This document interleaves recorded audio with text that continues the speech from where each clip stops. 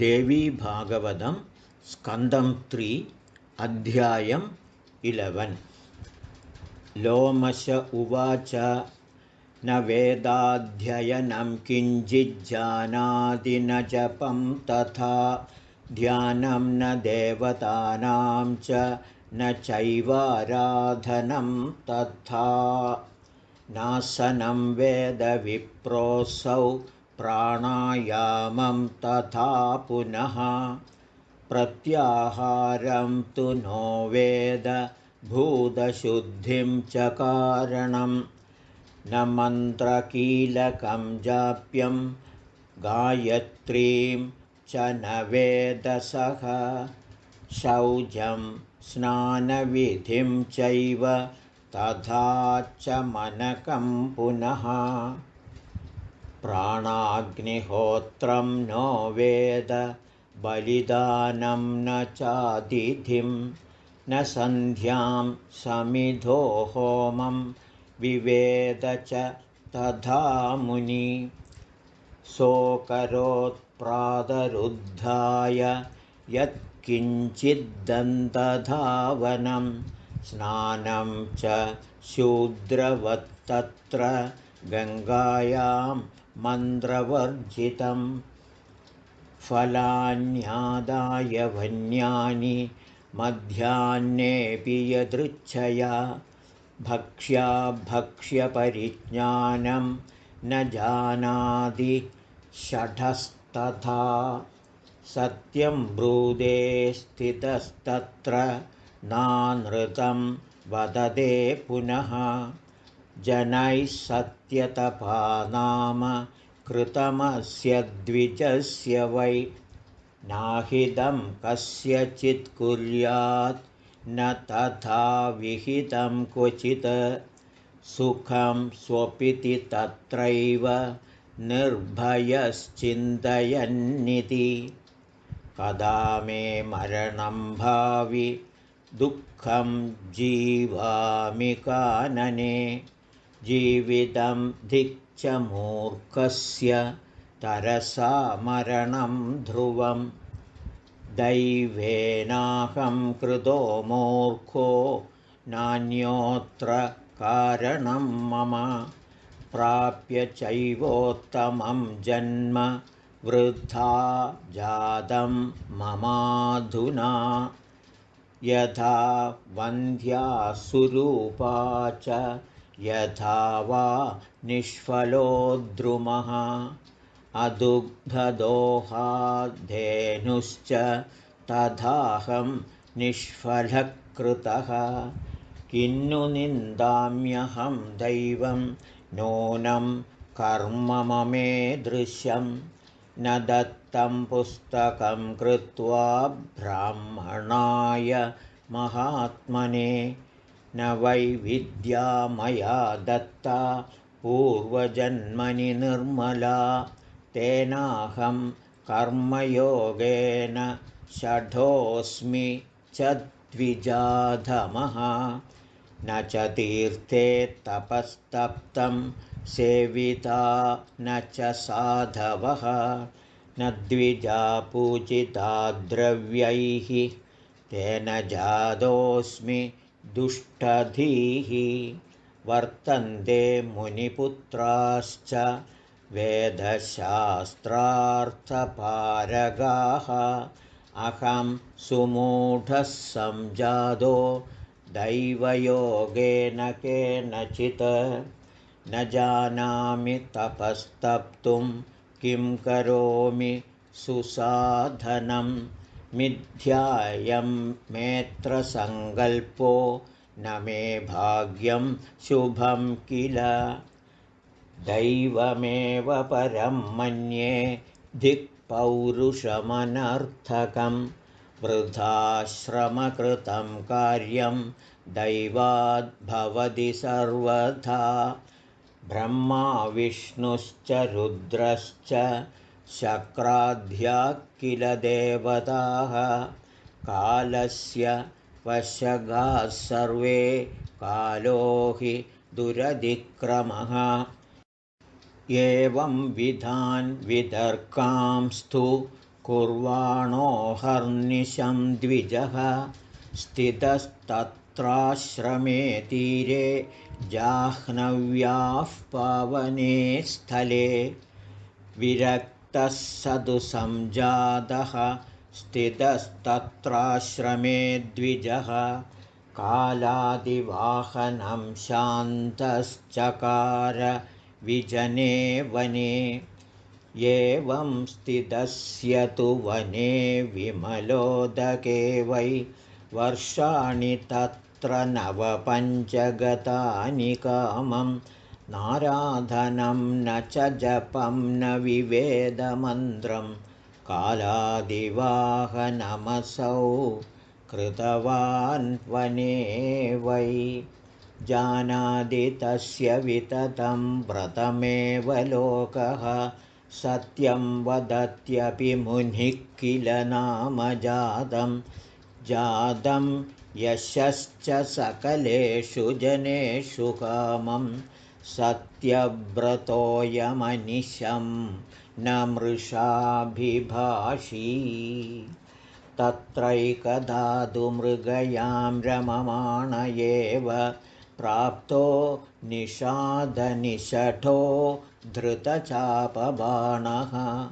क्रीडन् वनेदि विपुले यमतुल्यदेहः क्रूराकृतिर्हननकर्मणि चादिदक्षः तेनादिकृष्टेन शरेण विद्धः कोलकिरातेन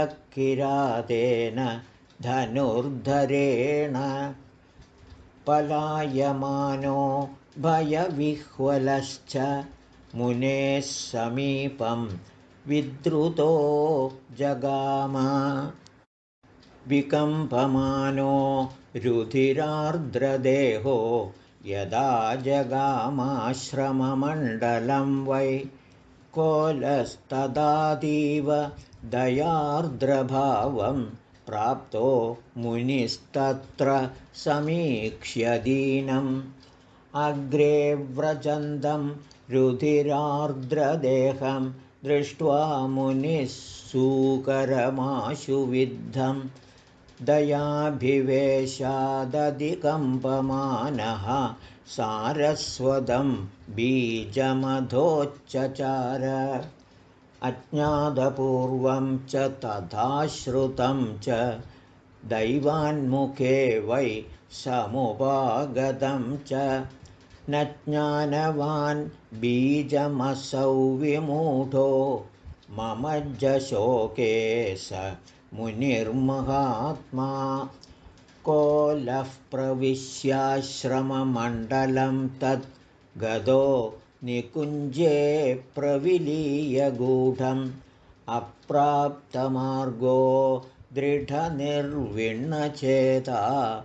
प्रवेपमानः शरपीडितत्वात् ततः क्षणादाकरणान्तकृष्टं चापं दधानोतिकराळदेहः प्राप्तस्तदन्ते स च मृग्यमाणो निषादराजः किल काल एव दृष्ट्वा मुनिं तत्र कुशासने स्थितं नाम्नादु सत्यव्रतमद्वितीयं व्याधः प्रणम्य प्रमुखे स्थितोऽसौ पप्रच्छ कोलक्व गतो द्विदेश जानामि तेऽहं सुव्रतं प्रसिद्धं तेनाद्य पृच्छे मम बाणविद्धः क्षुधार्दितं मे सकलं कुटुम्बं विभर्तुकामः किल आगतोऽस्मि वृत्तिर्ममैषा विहिता विधात्रा नान्यास्ति विप्रेन्द्र ऋतं ब्रवीमि भर्तव्यमेवेह कुटुम्बमञ्जसा केनाप्युपायेन शुभाशुभेन सत्यं ब्रवीत्वद्य सत्यव्रतोऽसि क्षुधातुरो वर्तते पोष्यवर्गः क्वासौ गतः सूकरो बाणविद्धः पृच्छाम्यहं बाडवब्रूहितूर्णम् तेनेदि पृष्ठः स मुनिर्महात्मा वितर्कमग्नः प्रबभूवकामं सत्यव्रतं मेद्य भवेन्न भग्नं न दृष्ट इत्युच्चरितेन किं वै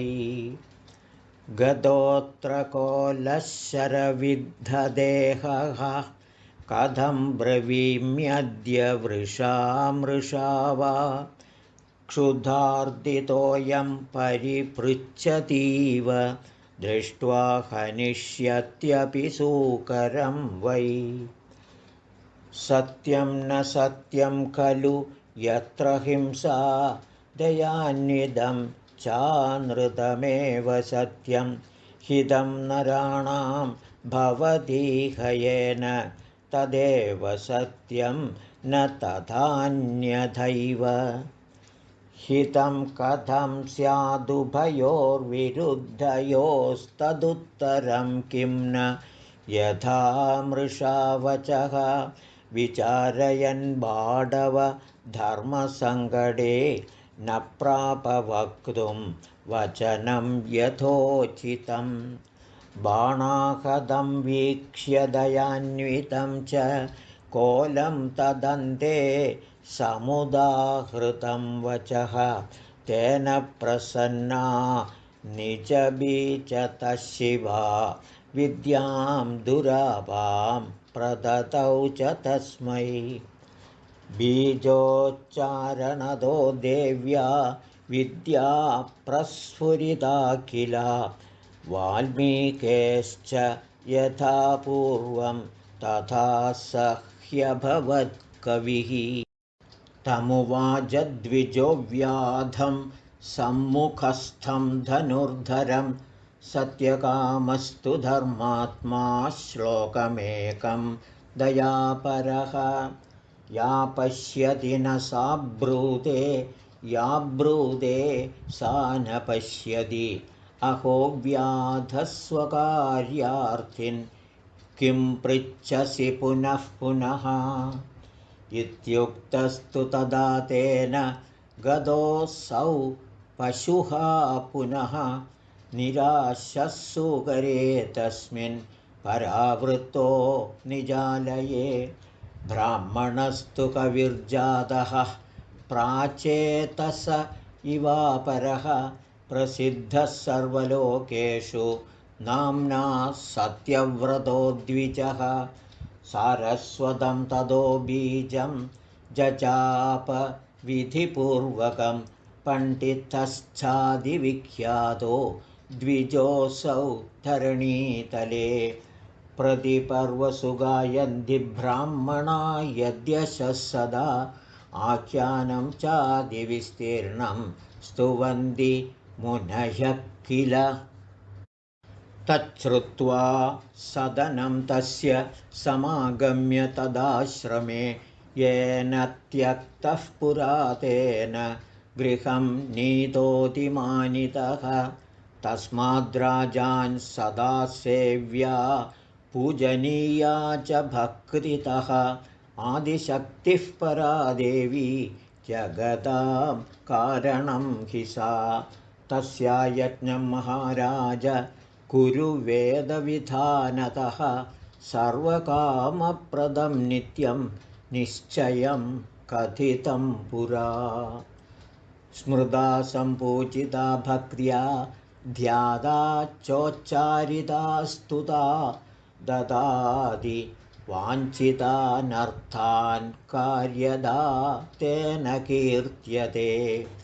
अनुभावमिदं राजन् कर्तव्यं सर्वधा बुधैः दृष्ट्वा रोगयुतान् दीनान् क्षुधितान् निर्धनान् शठान्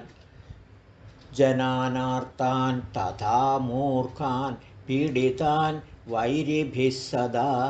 दासानाज्ञाकरान् क्षुद्रान् विकलान् विह्वलानथ। अतृप्तान् भोजने भोगे सदार्तानजितेन्द्रियान् तृष्णाधिकानशक्तांश्च सदाधिपरिपीडितान् तथा विभवसम्पन्नान् पुत्रपौत्रविवर्धनान् पुष्टदेहांश्च सम्भोगैः संयुतान् वेदवादिनः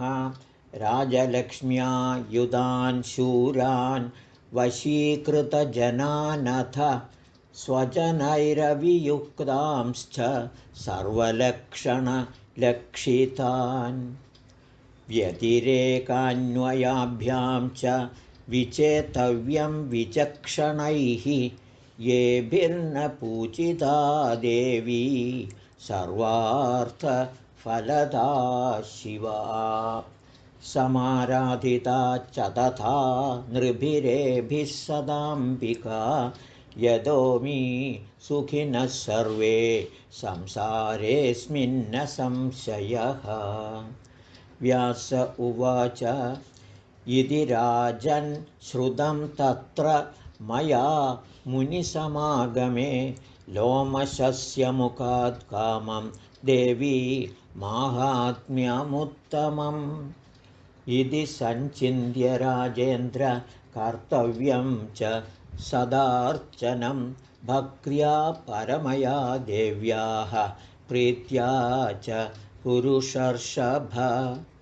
इति श्रीदेवी भागवते तृतीयस्कन्धे 11 अध्यायः।